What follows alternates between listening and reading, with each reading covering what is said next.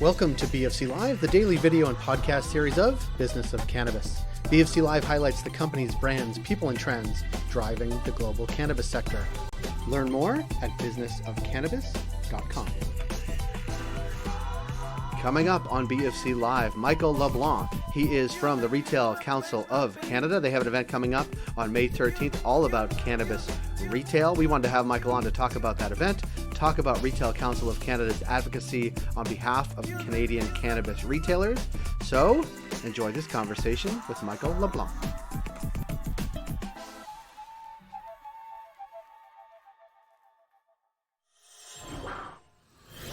Great. Michael, thanks for being here. Thank you for having me. We are jazzed to have you because I don't know, maybe a month, 2 months ago, saw that the Retail Council of Canada is doing this cannabis retail event on May 13th. And we just love talking about cannabis retail. It takes up a lot of our airtime on Business of Cannabis because it is super dynamic. It's like where people, I think, were talking a lot in 2017, 2018, 2019 about the industry overall. A lot of the focus now is on retail, and like, how does that sort of enter what how RCC is thinking about it? Well, it's a great question. Thanks for having me on. It's a real treat to be here as well. So let me take a step back and tell you and your listeners and audience about Retail Council of Canada. We are an advocacy group that is 100% dedicated to retailers. We work coast to coast, all formats, from Tide to Armani, from grocery to cannabis. So if 100 out of 100 times when there's an issue, we come down on the side of retailers. So we love vendors, we love the LPs in this context, but we take the side of retailers. That's our laser-like focus. And from an advocacy perspective, our primary role is to work with governments at the federal, municipal level to advocate for retailers, to help explain to governments and civil servants and politicians the interests of retailers. And often, as an advocate, what you are doing is explaining unintended consequences, right? So it's not like the government's always listen to you, but it's the opportunity to present the interests of retailers from the retail perspective. You know, you got a lot of policymakers and lawmakers and politicians. They don't know retail. And don't forget, retail is the biggest private sector employee in the country, 2.1 million people. You know, hundreds of billions of dollars. It is both the barometer of the economy and a driver of the economy. And listen, no more important time to be representing retailers of all types than during the COVID era. That has put us on overdrive from, you know, what we need, recovery plans. And then that comes to the second part, which is thought leadership. And we pull together both reports. We get the best in class consulting firms and our advocates to put together retail recovery plans. Lots of information on that on retailcouncil.org. When it comes to cannabis and retail cannabis, that's our focus, right? So we don't talk, you know, we don't look at the LP, so to speak. They're like a vendor. They're a partner. We focus on retail. Now, this goes all the way back to Deanne Brisebois, president and CEO of Retail Council in Canada. And I remember that we were sitting with Vic Fideli and Caroline Mulrooney in Ontario in a small room advocating for the retail industry. You know, a bunch of players around the room and these things. It was a really great meeting. And it was just after, I remember it very clearly, it was just after Ontario announced the change of course, right? That they were going to go private. And I'm explaining this because it's kind of typical about what happens. They call us in and go, okay, so we've got some objectives, very high level political and policy objectives, you know, keep people safe, keep the roads safe, and get, you know, collect tax dollars and get retail into and away from organized crime and all that stuff. That's our government objectives. The floor is yours. How to best structure retail. It was an unusual meeting because it said, listen, the floor is yours. You tell us, and everybody's got a slightly different tact and opinion. What's the best way to structure the province so that we can go to retail to be successful on those metrics? Now, doesn't mean they always take our advice. Lord knows we didn't advise a lottery.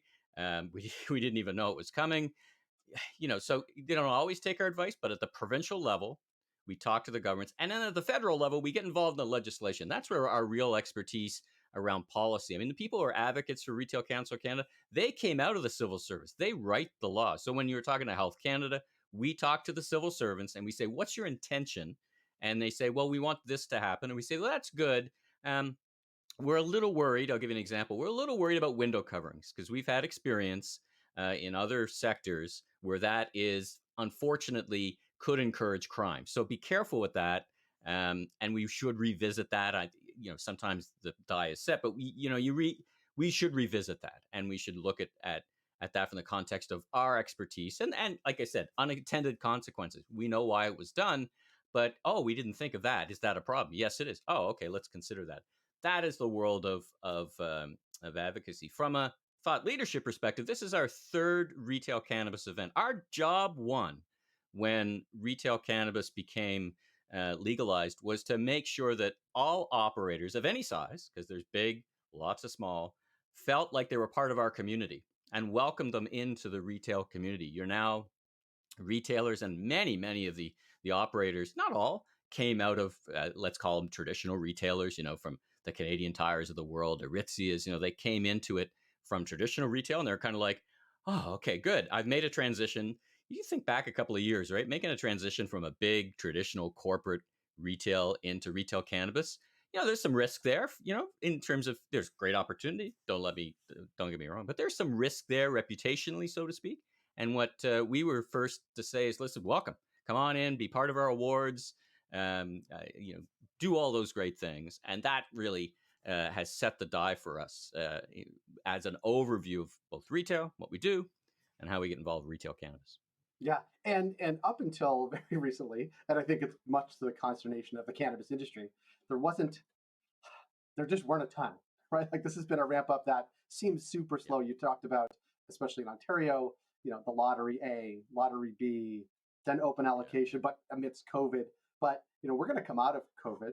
Well, let's hope that actually happens. But we're going to come out of COVID, and I think our people are We going can to see start. the end zone, but Yes, we can see the end zone, but the goalposts keep moving. I yes, think they is the keep moving, and problem right that's, now. and I think we've all come to expect that over the past year plus.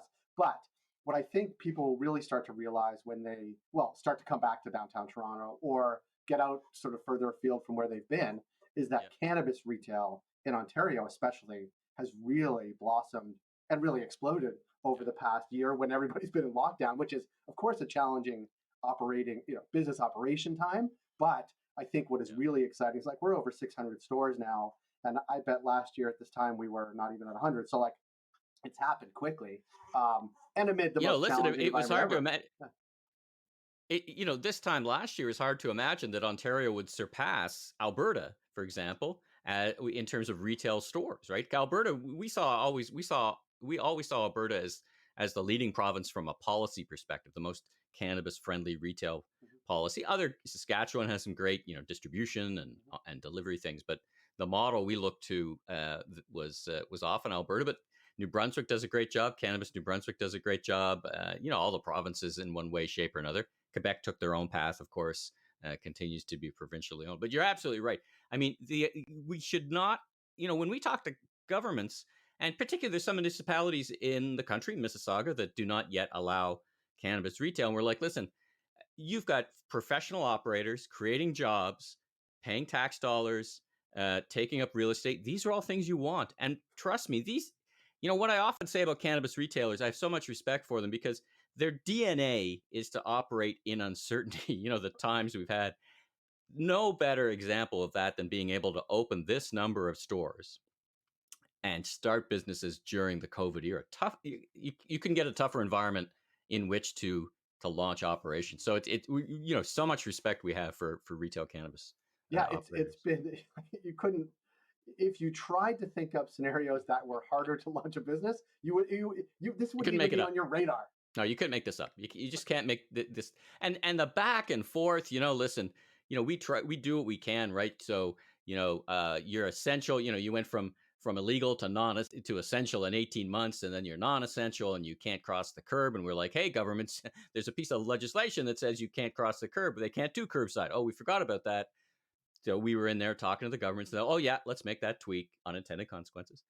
We were still in there advocating for making them essential, but we don't win all those battles. That is the reality of being an association. We win them in some provinces, others we do not. But yeah, I mean, listen, to do what they've done and then to deal and many retailers face the same thing on a day-to-day basis. I'm open, I'm closed, I'm open, I'm closed, I'm curbside, I'm home delivery, I'm not. These are challenging times. So again, much respect to the cannabis retailers. Yeah, and it even, I think we often think about the dealing with all these uncertainties as like, okay, I can open my doors, I can't. I have to like figure all that out. But it's actually, they were allowed to at some points add new services like delivery and e-commerce. Like these are difficult things, the largest enterprises in the world with all the resources to actually Yeah. implement, and they've done it sort of at the drop of a hat. And I think, and I love your thoughts Right. on this too, it's like some of the retailers who really stepped into that and said, this is going to be a value add, and we don't know how long it's going to last. We're going to make the online purchasing and the delivery components as seamless and beautiful as possible to actually attract customers, as opposed to like, okay, now we're just trying to, like, it really has been an amazing opportunity for some of these folks that had the wherewithal to sort of step into it. Yeah, what we often talk about, what I often speak on is the great acceleration. So, the trends that were pre-COVID and the before time have been accelerated. E-commerce, for example, the adoption of e-commerce by consumers. It's not going to stick at this level. Like COVID put the foot on the gas, but it didn't put a brick on the gas. As soon as stores open, people go back to shopping in retail stores. There'll be more growth. The waterline will move up. But the bright side, and let me describe it as, when your toast falls off your breakfast table and lands butter side up. It's not great, but your butter side up is this home delivery piece. Now, we were advocating for home delivery, right back to that first meeting with Vic Fideli and Carolyn Maroney in Ontario. We said, listen, if you want to achieve your goals of having a competitive retail sector, you've got to be omni-channel. You've got to offer cannabis retailers the opportunity to do all these things, because what we try to continually remind people is there's a switching opportunity that isn't present in other retail formats. So if you put a constraint on selling lawnmowers, it's not like there's going to be a black market of lawnmowers suddenly come up. So when you put a constraint on retail operators, you start to go backwards against the key government objectives, and there's a substitution option for consumers, right? And that's not present in any other kind of retail. Yeah, maybe liquor, maybe cigarettes, but really in cannabis. And so maybe, just maybe, Jay, we're going to have a win out of all this with the advancement of home delivery. So that could be actually a pretty big win, because what really wasn't on the docket. We were kind of advocating for it, but we didn't see it as a top priority. But thanks to COVID, can you thank COVID for anything? I don't know.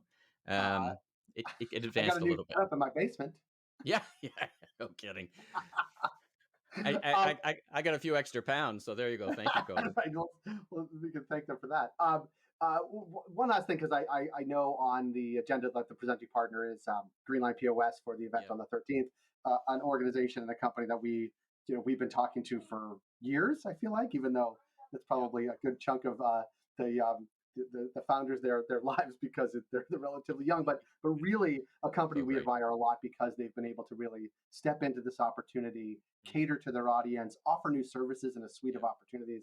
And I think it's a great partnership that you've developed with them, because they really have their ear to the ground of what's happening day to day in cannabis retailers' lives. And what else can we expect to hear sort of on the 13th? So for folks that are listening here today to sign up. Yeah, I mean, for about the event itself, we're really excited about the event. As I said, it's our third, and what we always do is we take we want to inform retailers, so we get lots of retailers on the stage. You can check out the agenda.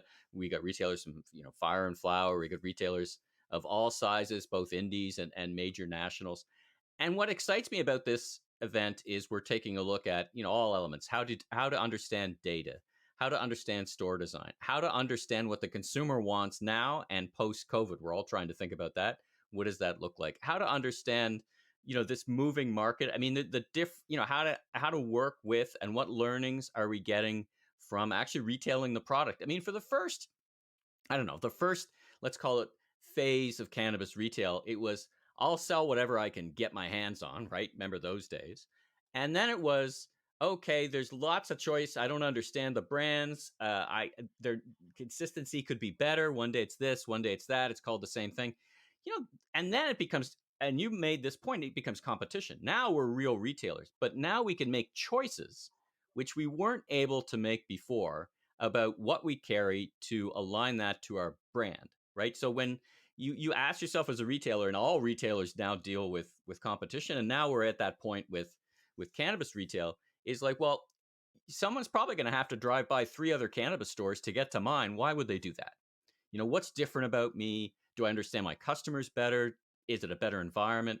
Is my product assortment aligned to who I think my customers are? And everybody makes different choices about that. That's the great thing, as let's call it phase two, more maturity. So we'll be talking about all those things, what decisions you can make, how you can compete.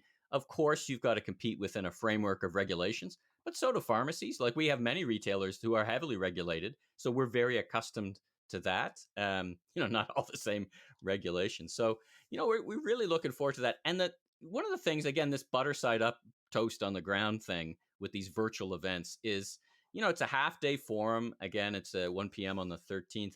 And, coming to Toronto as a small indie to go to this was probably, a little cost prohibitive. Maybe you didn't have the time.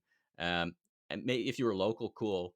Now you can come from anywhere in Canada. And we're really, so we're really gearing this to lessons learned. And thank you for your partnership, because it's great for us to get the word out to indies.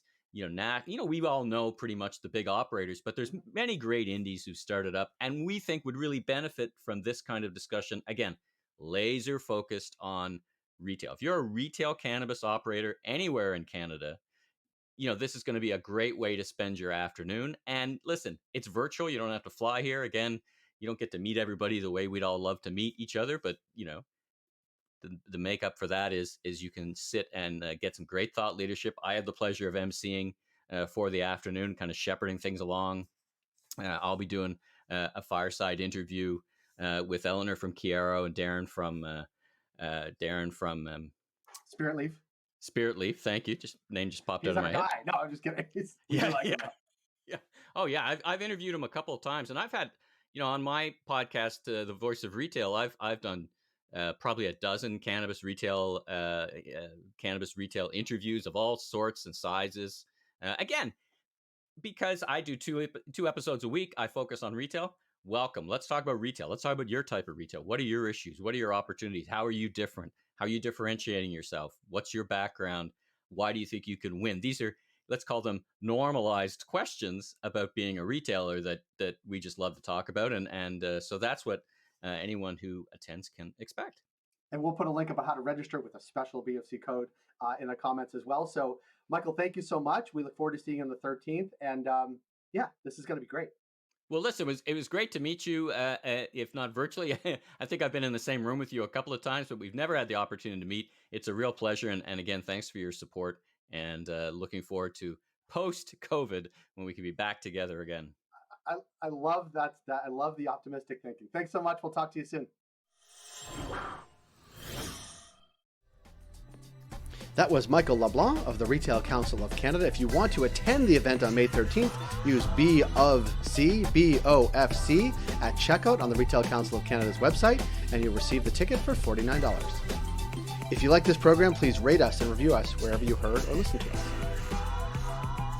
Thank you for joining us on BOFC Live today. We're able to do what we do thanks to our ongoing partners, including Cannabis at Work, Cannabis Benchmarks, CanDelta, Headset, Gallagher, and Torque & Main.